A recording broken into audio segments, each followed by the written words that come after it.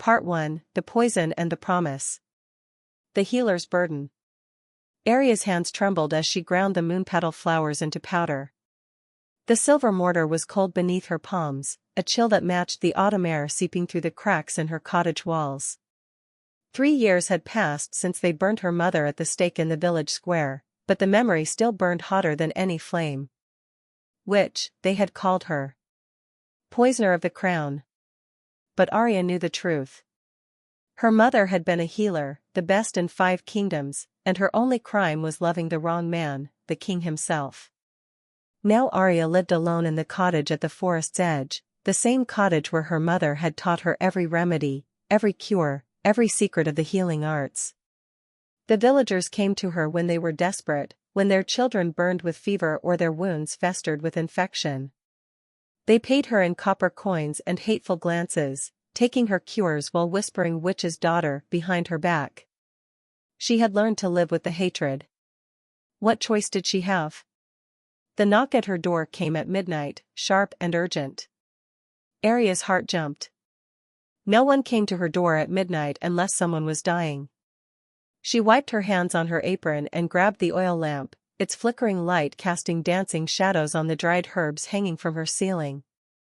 The prince in the shadows. When she opened the door, she found a man collapsed against the frame, his fine cloak mud-stained and torn. Even in the dim lamplight, she recognized him instantly. Prince Kale. The crown prince of Valcrest, son of the king who had ordered her mother's execution, brother to the man who had lit the pyre himself. No, Arya said, stepping back. Absolutely not. Please. His voice was barely a whisper. He looked up at her, and she saw the gray pallor of his skin, the sweat beading on his forehead despite the cold. His dark eyes, usually so sharp and commanding, were clouded with pain. I'm dying. Good, Arya said, though her healer's instincts were already warring with her hatred. She could see the black veins spreading from beneath his collar, spiderwebbing across his neck. Poison. A particularly nasty one. I didn't kill your mother, Kale gasped, clutching at the doorframe. That was Marcus. My brother. Please. He collapsed forward, and Arya caught him despite herself. He was heavy, all muscle and armor beneath that ruined cloak. She dragged him inside, her healer's mind already cataloging his symptoms even as her heart screamed at her to let him die on her doorstep. Black veins. Sweating. Rapid heartbeat, she could feel it racing against her palm. Shadow's kiss poison. She had perhaps an hour to save him, if she chose to. The choice that changes everything. Arya laid him on her mother's old healing table, the same table where she'd learned to set bones and stitch wounds. She stood over him, her hands hovering above his chest, torn between every oath her mother had made her swear and the burning desire for revenge. Let him die. Let them all die.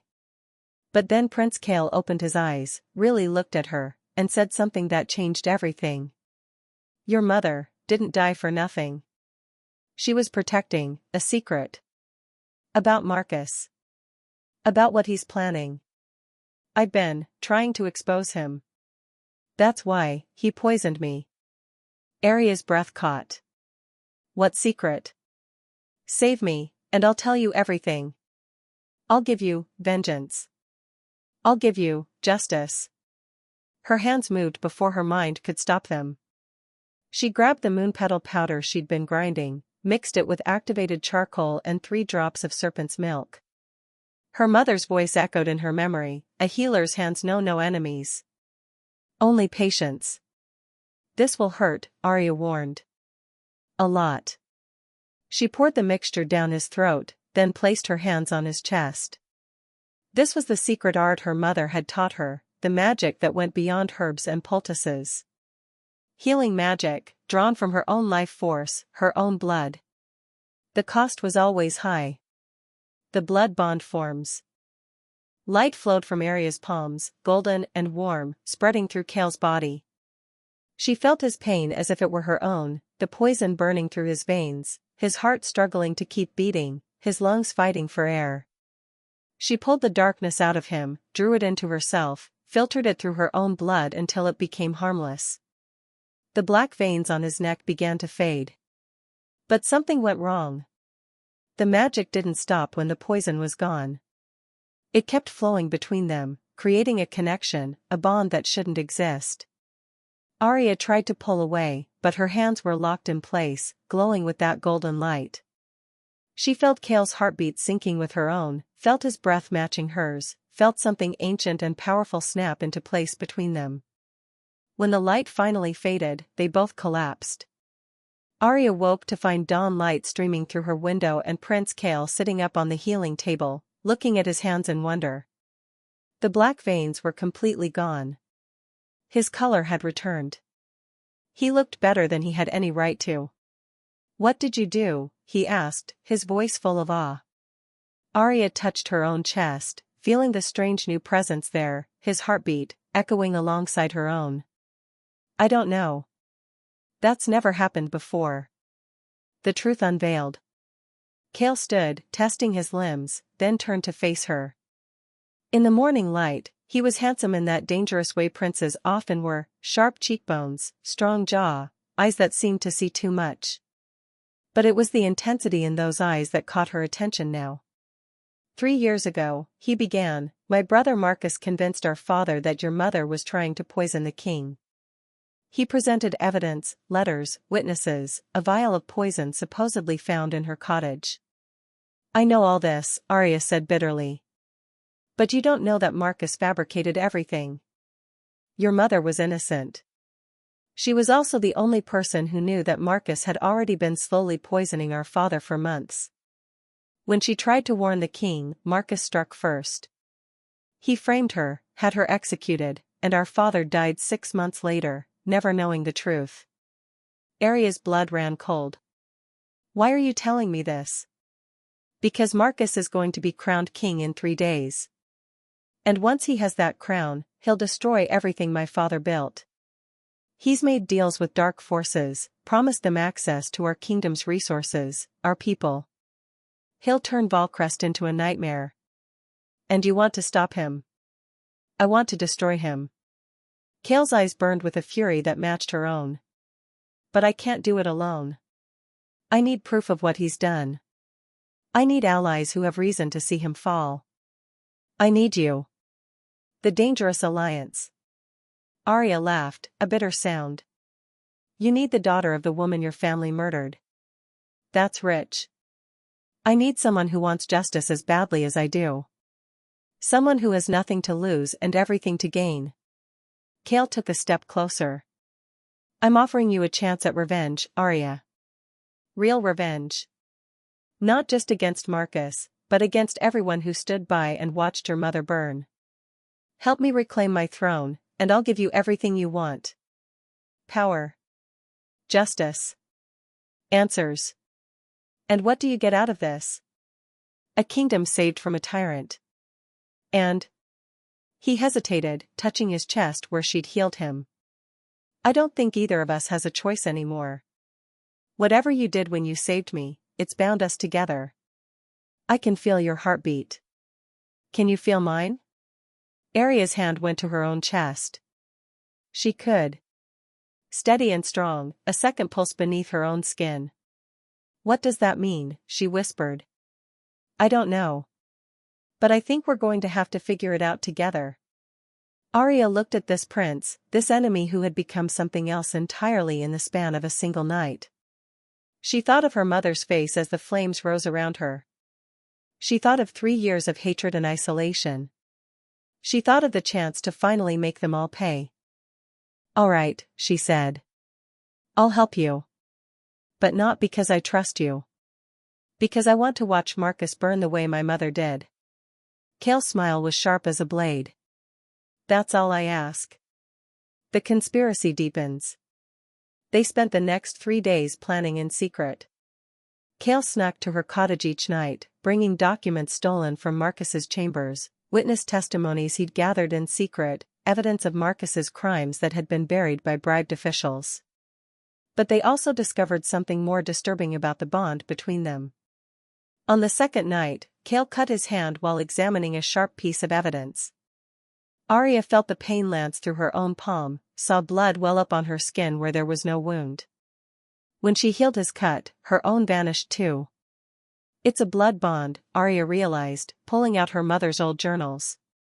I've read about this, but I thought it was just legend. When a healer with magic saves someone from death using their own life force, sometimes a bond forms. It's supposed to be temporary. How temporary? Arya's finger traced the faded text. Days. Maybe a week. They looked at each other, both feeling that persistent double heartbeat in their chests. It's been 2 days, Kale said quietly. And it's not fading. It's getting stronger. He was right.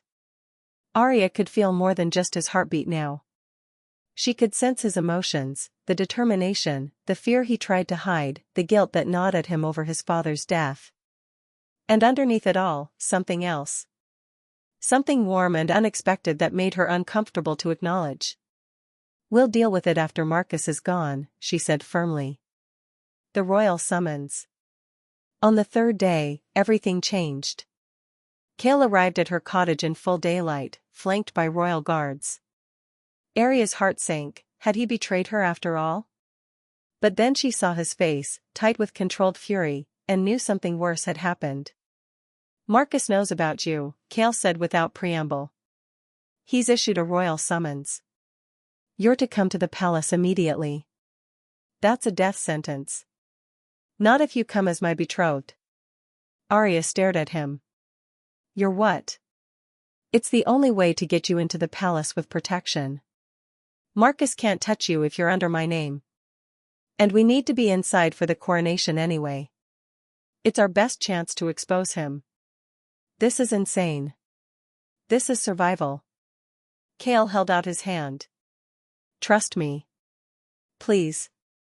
Arya looked at that outstretched hand, at the prince who was somehow now bound to her by blood and magic and revenge. She thought of her mother's face one last time. Then she took his hand. Let's go destroy your brother, she said. As the carriage rolled toward the palace, Arya felt the blood bond pulse between them, stronger than ever. She didn't know if it was the magic or something else entirely, but she was certain of one thing. Whatever happened next, their fates were now irrevocably intertwined. End of Part 1. In Part 2, Arya enters the dangerous world of the royal court, where every smile hides a dagger and Marcus waits to destroy them both. The blood bond grows stronger, pulling Arya and Kale together even as secrets threaten to tear them apart. And in the shadows, an even darker conspiracy begins to surface. Welcome to Heart's Obsession. Don't forget to like and subscribe for Part 2 of this epic tale of romance and revenge. Part 2, The Court of Thorns. Entering the Viper's Nest. The palace of Valcrest rose before Arya like a monument to everything she hated. White marble towers pierced the sky, their surfaces carved with images of past kings and queens. Gold leaf decorated every window frame, every doorway, every surface that could possibly be adorned. It was beautiful in the way a poisonous flower was beautiful, lovely to look at, deadly to touch. The carriage stopped at the main gates, and Arya's hands clenched in her lap. She wore a borrowed dress now, deep emerald silk that felt foreign against her skin. Her hair had been arranged by Kale's most trusted servant, swept up in elaborate braids threaded with gold. She looked like a lady. She felt like a fraud. Remember, Kale said quietly beside her, his voice for her ears alone, you are Lady Arya Thornwood, daughter of a minor noble house from the Northern Territories. Your family died in a plague 3 years ago. You've been living in seclusion since then, which explains why no one at court knows you. And we're betrothed because you fell madly in love with me during a hunting trip last month, Arya recited the story they'd rehearsed. How romantic. Mock all you want, but this story needs to be believable. Kale's jaw tightened. Marcus will be looking for any excuse to question your presence here. As if summoned by his name, a figure appeared at the carriage door. Prince Marcus was handsome in the way a snake was beautiful, all smooth lines and cold grace. He had the same dark hair as Kale, the same sharp features, but where Kale's eyes held fire and intensity, Marcus's eyes were empty. Calculating. Dead. Brother, Marcus said, his smile not reaching those empty eyes. You've returned. And you brought a guest. Kale stepped out first, then offered his hand to help Arya down. The moment their fingers touched, she felt it, that blood bond pulsing between them, stronger in his presence. Did Marcus notice the way they both tensed at the contact? This is Lady Arya Thornwood, Kale announced, his voice carrying the authority of a crown prince. My betrothed. The queen's cold welcome. The silence that followed was deafening. Courtiers who had been going about their business froze.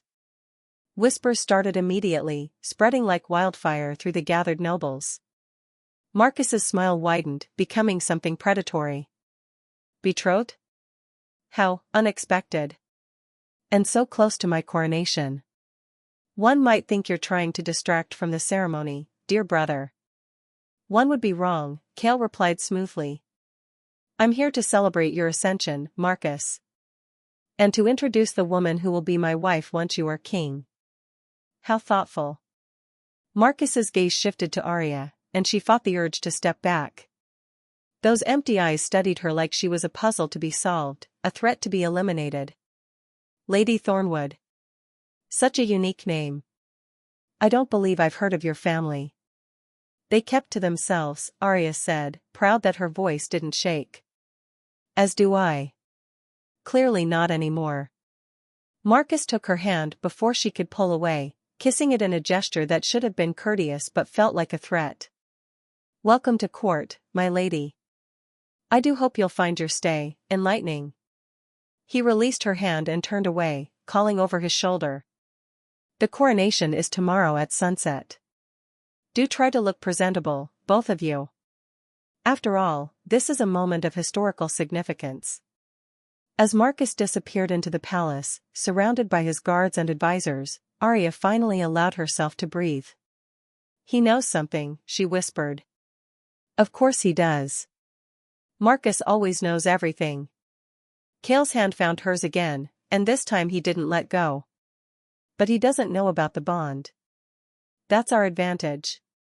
Come. I'll show you to your chambers. The Forbidden Wing. The palace was a maze of corridors and staircases, each more elaborate than the last. Servants bowed as they passed, their eyes curious and cautious. Arya could feel their stares like physical touches, measuring her, judging her, wondering who she really was. Kale led her through the west wing, away from the main royal chambers. You'll stay here, he said, opening a door to reveal a suite of rooms that made her cottage look like a storage closet. It's close to my quarters but far enough to maintain propriety. How considerate, Arya said dryly, stepping inside. The room was beautiful, four-poster bed with velvet curtains, a writing desk by the window, tapestries depicting pastoral scenes. It was also clearly a prison. She could see the guards posted at the end of the hallway. Kale closed the door behind them, and his composure finally cracked. That was too easy. Marcus should have questioned you more. He should have demanded proof of your identity, your lineage. Instead, he just accepted it. Because he's planning something. Exactly. Kale began pacing, his hand pressed to his chest. Can you feel it? My heartbeat, it's racing. Arya could feel it. The blood bond transmitted not just his physical state but his emotions. Fear. Determination. And something else, something warmer that made her uncomfortable. We need to find the evidence tonight, she said, trying to focus. Once he's crowned, Marcus will be untouchable. We have maybe 12 hours. His private study. That's where he keeps his most sensitive documents. Kale stopped pacing, turning to face her. But it's in the Forbidden Wing. No one goes there except Marcus and his most trusted servants. Then we break in. It's not that simple. The wing is warded with old magic. Detection spells, alarm systems. If we trigger even one. I'm a healer with magic, Arya interrupted. Magic recognizes magic. I might be able to get us through. Kale stared at her. That's incredibly dangerous. So is letting your brother become king. Arya moved to the window, looking out at the palace grounds. The sun was setting, painting the sky in shades of blood and gold. We didn't come this far to fail now. Midnight infiltration. They waited until the palace was quiet, until the midnight bells had rung and the corridors were empty save for the occasional guard. Kale knew the patrol patterns. He'd grown up in this palace, knew every secret passage and hidden door. He came to her room through one such passage, dressed in dark clothing that made him look more like a thief than a prince. "Ready?" he asked. Arya nodded, her own dark clothes borrowed from a servant. She'd tied her hair back and darkened her face with ash. If anyone saw them, they'd be in trouble. If Marcus saw them, they'd be dead. The blood bond thrummed between them as they moved through the shadows, a constant reminder of their connection. It was almost helpful now. Arya could sense when Kale was about to turn a corner, could feel his tension when guards approached. They moved like two parts of one organism, perfectly synchronized. The forbidden wing was in the oldest part of the palace, where the stone walls were thick and the air smelled of age and secrets. Arya felt the magical wards before she saw them, a prickling on her skin, a pressure in the air like an approaching storm. "There," Kale whispered, pointing to a heavy oak door at the end of the corridor. "Marcus's study." Arya approached slowly, extending her senses. The wards were complex, layered. They would detect unauthorized entry, sound alarms, possibly even attack intruders. But they were old magic, designed by mages long dead. And Arya's healing magic was different, softer, more organic. It didn't force or break. It soothed. It convinced.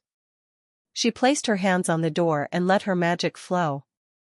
Golden light spread from her palms, seeping into the wood, whispering to the ancient spells woven into it. "We mean no harm. We seek only truth. Let us pass." The wards resisted at first, pushing back against her magic. But slowly, gradually, they began to yield. The pressure in the air eased. The prickling on her skin faded. The door clicked open. Secrets in the shadows. Marcus's study was exactly what Arya expected, dark, elegant, filled with books and artifacts that radiated menace. But it was the desk that drew her attention.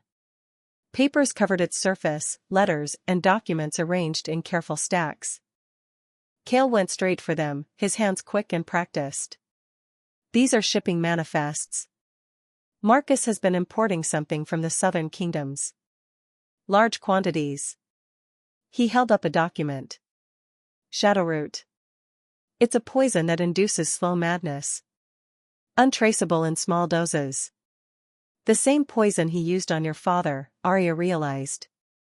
"And look at this." Kale pulled out another paper. Letters to the Duke of Thornmire, promising him control of the northern territories in exchange for military support. "Marcus is planning to start a war." Arya began searching the rest of the study, looking for anything else they could use. She found letters, contracts, evidence of bribes and blackmail. Marcus had been building his web for years, carefully positioning his pieces.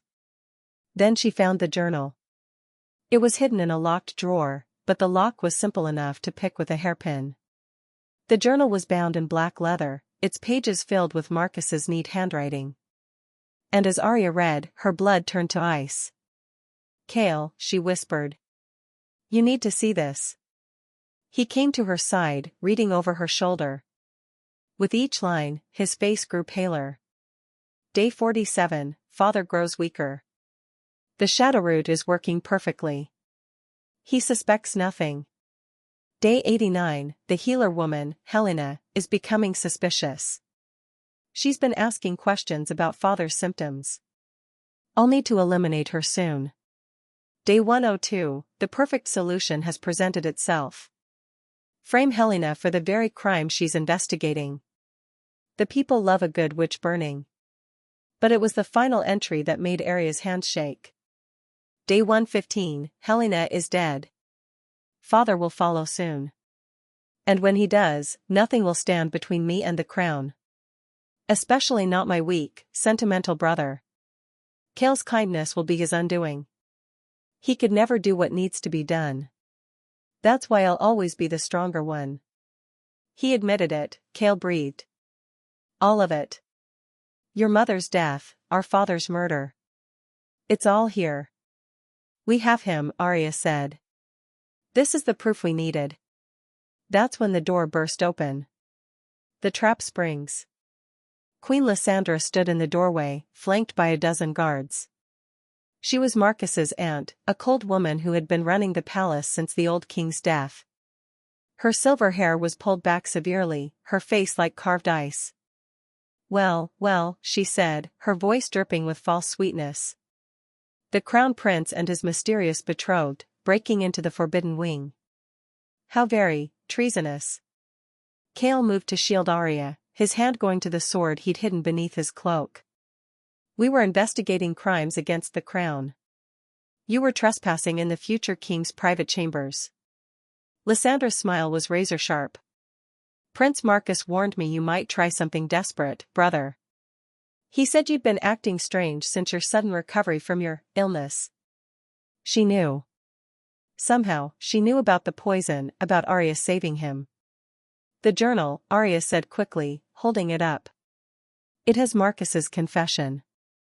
He murdered the king. He murdered my mother. Your mother? Lysandra's eyebrows rose. How interesting. And who exactly is your mother, Lady Thornwood? The name hung in the air like a noose. Her name was Helena, Arya said, dropping all pretense. She was the royal healer.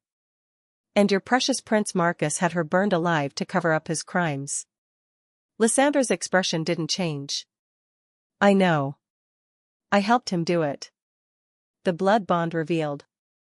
The world seemed to tilt beneath Arya's feet. What?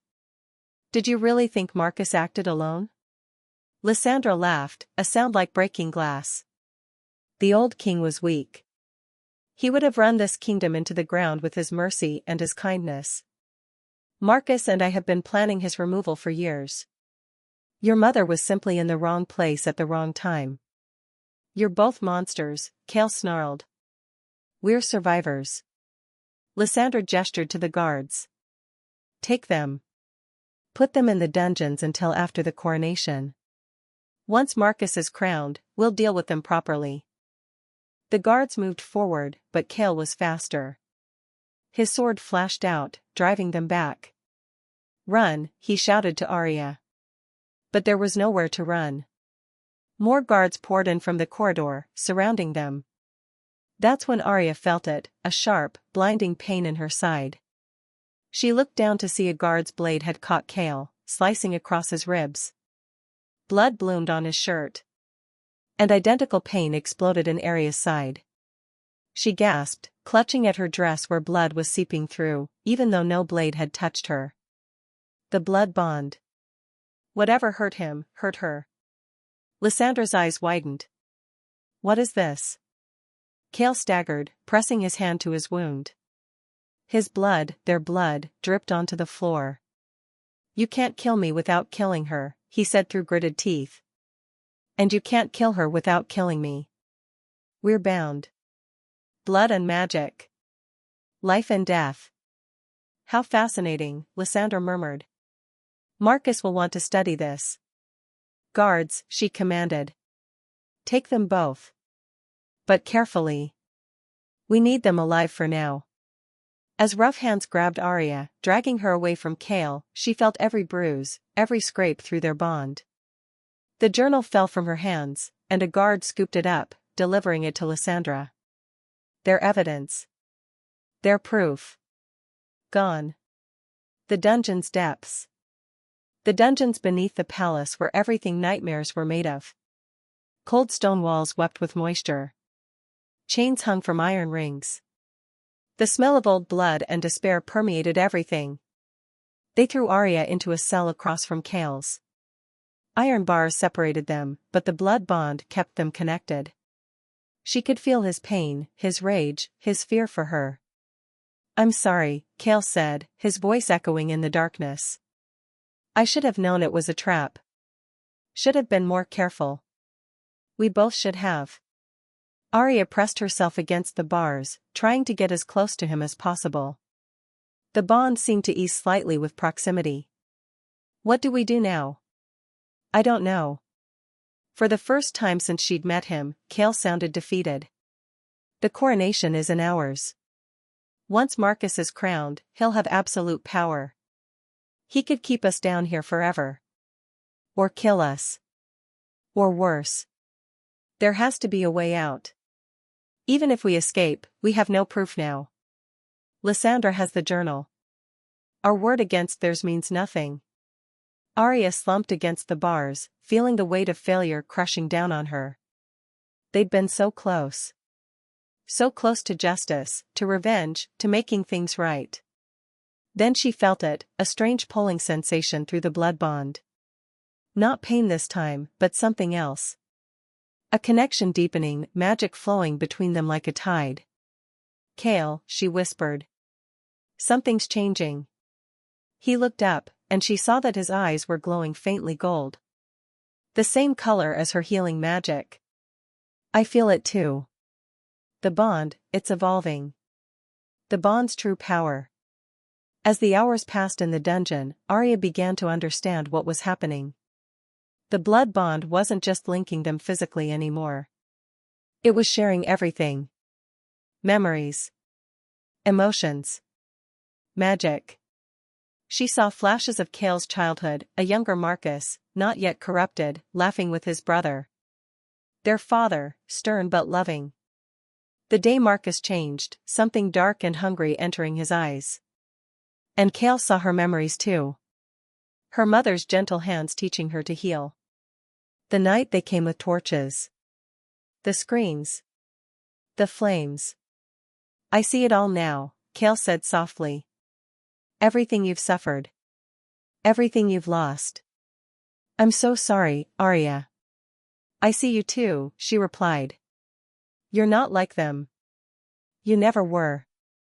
The bond pulsed between them, and Arya realized something shocking. She was starting to feel his magic too. Not healing magic, but something else. Something older and more primal. The magic of the royal bloodline, ancient power passed down through generations. Can you feel it? Kale asked. The palace magic. It's in my blood, in every stone of this building. Marcus might have the journal, but he doesn't have this. Arya closed her eyes, following that thread of magic through the bond. Yes. She could feel it, the living heartbeat of the palace itself, responding to its true prince. We can use this, she breathed. The palace wards, the magical defenses, they answer to royal blood. To you. But I've never been able to control them.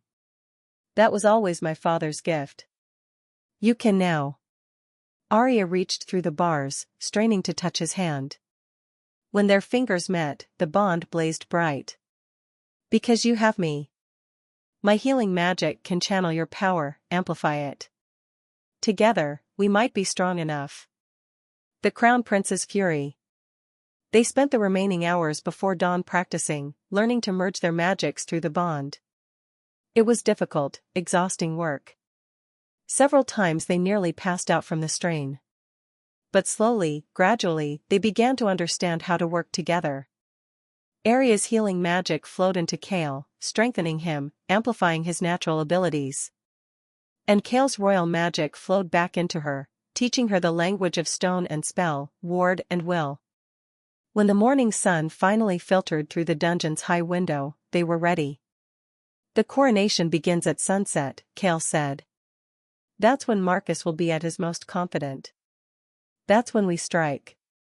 How do we even get out of these cells? Kale smiled, and it was the smile of a prince reclaiming his power. Watch. He placed his hands on the stone wall of his cell and let the magic flow.